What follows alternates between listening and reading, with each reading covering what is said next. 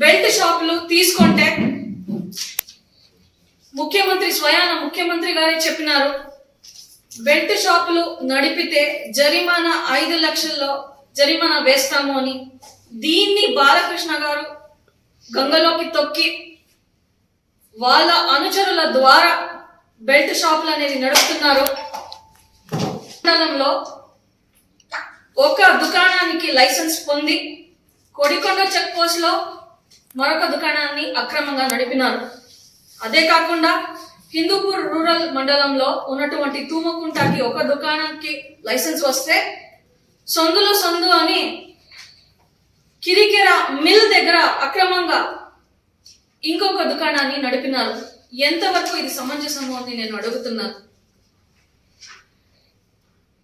మీరు ఎలక్షన్ కి ముందు హామీలైతే ఇచ్చినారు, క్వాలిటీ మందు ఇస్తాము, పేదవాళ్ళకి ఇబ్బంది పెట్టలేదు, రేట్లు తక్కువనే ఉంటాయి అని చెప్పినారు. కానీ మీరే రాసినారు చీప్ లిక్కర్లు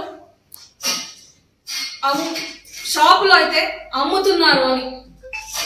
అది ఎలాంటి చీప్ లిక్కర్లు అంటే ఎవరు మీ నాయకులే గోవా నుంచి చీప్ లిక్కర్ తీసుకొస్తూ దాన్ని బెల్ట్ షాప్ లోకి సరఫరా చేసి మరి దాన్ని కల్తీ చేసి అమ్ముతున్నారు. అదే కాకుండా డిఫెన్స్ లిక్కర్ ని మీరు వదలట్లేదు.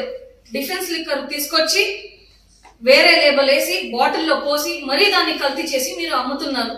ఇలా కరెక్ట్ అని నేను అడుగుతున్నాను. బాలకృష్ణ గారు, మీరు ఫిలింలో అన్ని మాట్లాడుతూ ఉంటారు, చూడు ఒకవైపే చూడు రెండో వైపు చూడొద్దు అని. మీరు ఆధిపత్యం వహిస్తున్నటువంటి హిందూపురం నియోజకవర్గంలో మీరు సూటిగా కాకుండా ఇలా రెండో చూపు చూస్తున్నారు.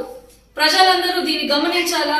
దయచేసి ముఖ్యమంత్రి గారు మరియు ఇక్కడ ఉన్న సిట్టింగ్ ఎమ్మెల్యే బాలకృష్ణ గారు ఇవన్నీ గమనించాలని నేను కోరుకుంటూ, ప్రజల ఆరోగ్యం గురించి మీరు ధ్యాస తీసుకొని ఇవన్నీ ఆపాలా. అక్రమంగా మీరు చీప్ లిక్కర్ ఇచ్చేది కానీ సరఫరా చేసేది కానీ బయట నుంచి ఈ అక్రమ దుకాణాలు ఏదైతే ఉన్నో అవన్నీ మీరు కంట్రోల్లో పెట్టాలని నేను కోరుకుంటున్నాను.